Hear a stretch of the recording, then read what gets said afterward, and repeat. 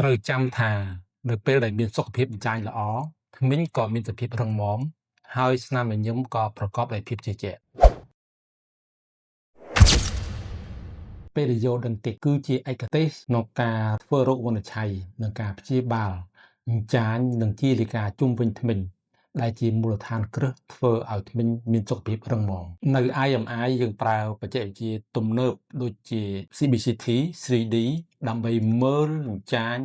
និងឆ្អឹងឲ្យបានច្បាស់ហើយនឹង Intraoral Scanner ដើម្បីពិនិត្យមើលស្ថានភាពចាញ់ខាងក្រៅជាមួយនឹងកំណកកំបោរដែលជាប់នៅតាមជើងធ្មេញដើម្បីការពារសុខភាពមាត់ធ្មេញជាពិសេសចាញ់ឲ្យមានសុខភាពល្អ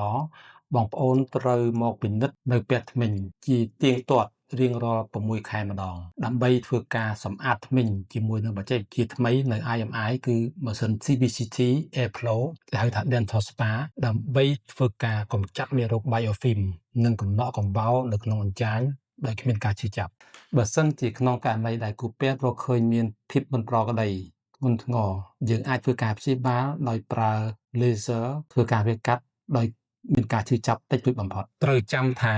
នៅពេលដែលមានសុខភាពចាញ់ល្អធ្មេញក៏មានសភាពរឹងមាំហើយស្នាមញញឹមក៏ប្រកបដោយភាពជឿជាក់